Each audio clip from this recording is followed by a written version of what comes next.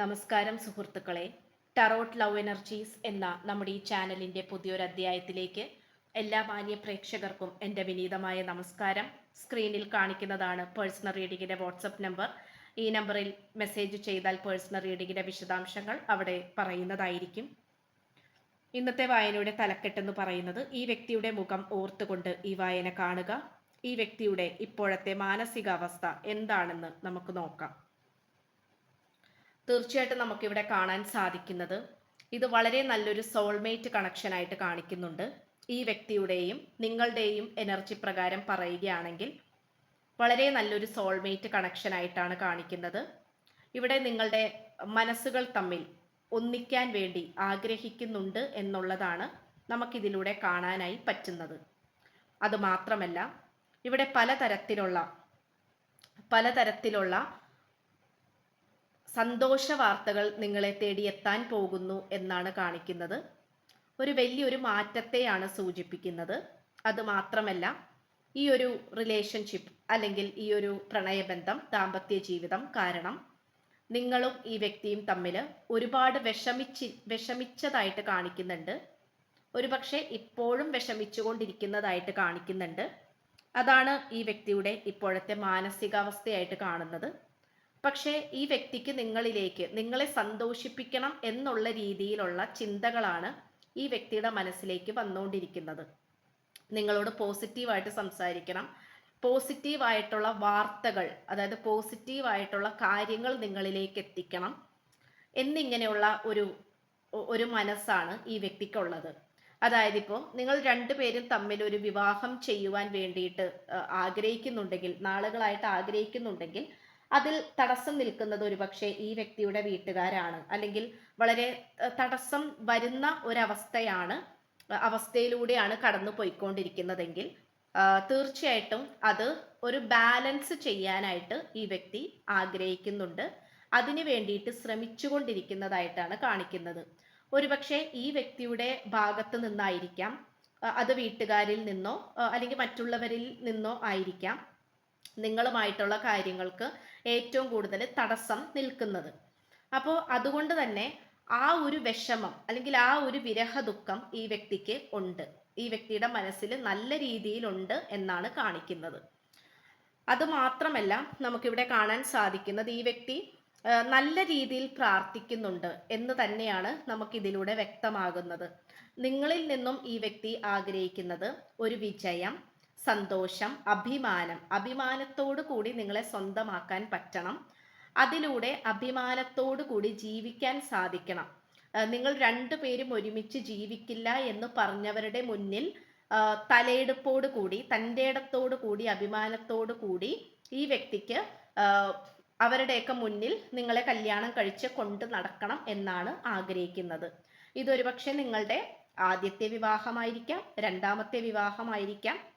Okay, അപ്പൊ ഏത് സാഹചര്യമാണെങ്കിൽ പോലും ഈ വ്യക്തി നല്ല രീതിയിൽ ഒരു ബാലൻസ് ചെയ്യാനായിട്ട് ശ്രമിക്കുന്നുണ്ട്. അതായത് ഒരു ബാലൻസ്, അതായത് ഈ വ്യക്തിയുടെ ഈ ഒരു ബന്ധത്തിന് വേണ്ടിയിട്ട് തടസ്സം നിൽക്കുന്ന ആൾക്കാരിൽ നിന്നായിക്കോട്ടെ, നിങ്ങളുടെ കാര്യത്തിൽ നിന്നായിക്കോട്ടെ, വളരെയധികം ഒരു ബാലൻസ് കൊണ്ടുവരാനാണ് ഈ വ്യക്തി ശ്രമിച്ചുകൊണ്ടിരിക്കുന്നത്. അതുപോലെ തന്നെ നിങ്ങൾക്കിടയിലുള്ളത് വളരെയധികം ഒരു പാഷനേറ്റ് ആയിട്ടുള്ള സ്നേഹമാണ് എന്ന് കാണിക്കുന്നുണ്ട്. അതായത് നിങ്ങൾ രണ്ടുപേരും ആദ്യമായിട്ട് നേരിട്ട് കണ്ടപ്പോൾ തന്നെ നിങ്ങൾ രണ്ടുപേരും വളരെയധികം സ്നേഹത്തിലായതായിട്ട് കാണിക്കുന്നുണ്ട്. അതായത് ഈ വ്യക്തിയുടെ മനസ്സിൽ നിങ്ങളുടെ ആ ഒരു രൂപം മനസ്സിൽ പതിഞ്ഞതായിട്ട് കാണിക്കുന്നു. നിങ്ങളുടെ രൂപമാണെങ്കിലും ആ വ്യക്തിയുടെ മനസ്സിൽ പതിഞ്ഞതായിട്ട് കാണിക്കുന്നുണ്ട്. അതായത് പരസ്പരം വളരെയധികം ഒരുപാട് ഇഷ്ടപ്പെട്ട് കിട്ടിയ രണ്ട് വ്യക്തികൾ, അങ്ങനെയാണ് നമുക്ക് കാണാൻ സാധിക്കുന്നത്. ഒരുപക്ഷെ നിങ്ങൾ കുഞ്ഞുനാളിൽ തൊട്ട് മുതൽ തന്നെ മാനിഫെസ്റ്റ് ചെയ്തിട്ടുണ്ടാകാം, അല്ലെങ്കിൽ മനസ്സിൽ ആഗ്രഹിച്ചിട്ടുണ്ടാകാം ഇങ്ങനെ ഒരു വ്യക്തിയായിരിക്കണം, അല്ലെങ്കിൽ ഇങ്ങനെ ഒരു സ്വഭാവമുള്ള വ്യക്തിയായിരിക്കണം, അല്ലെങ്കിൽ ഇങ്ങനെ ഒരു രൂപവും ഭാവവും ഭംഗിയുമുള്ള വ്യക്തിയായിരിക്കണം എന്നുള്ള രീതിയിൽ നിങ്ങൾ മാനിഫെസ്റ്റ് ചെയ്തിട്ടുണ്ടാകാം, അറിഞ്ഞോ അറിയാതെയോ.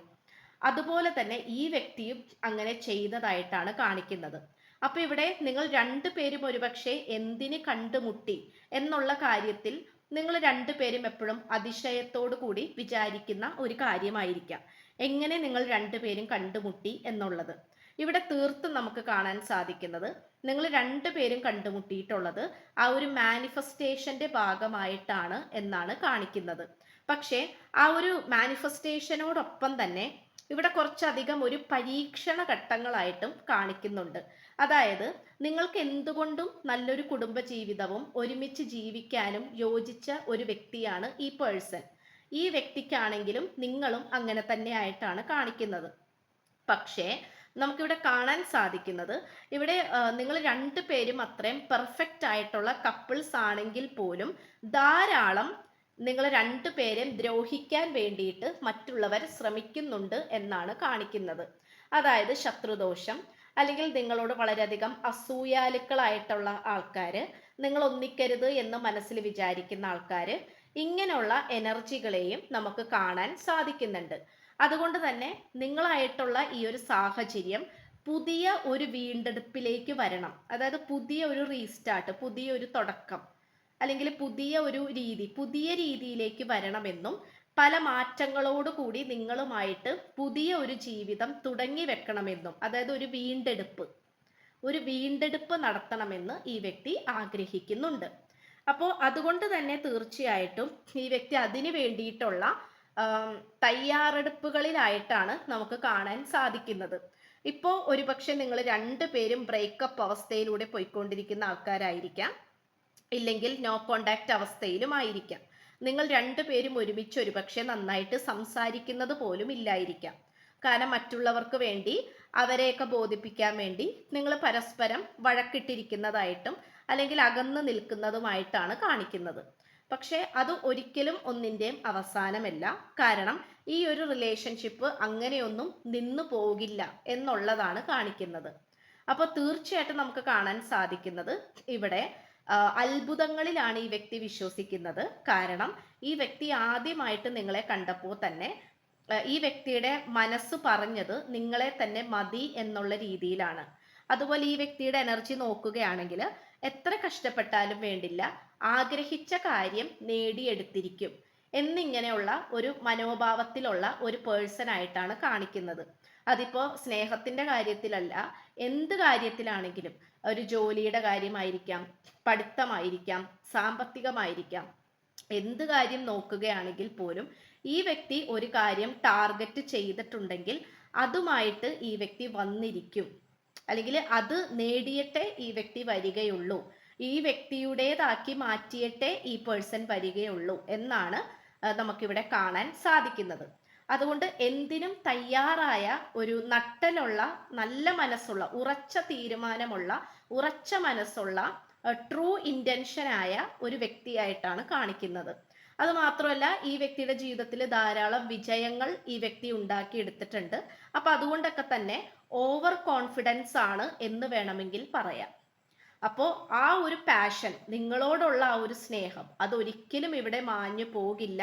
അതാരൊക്കെ വിചാരിച്ചാലും ഈ വ്യക്തി അത് അവസാനിപ്പിക്കില്ല എന്നാണ് കാണിക്കുന്നത്.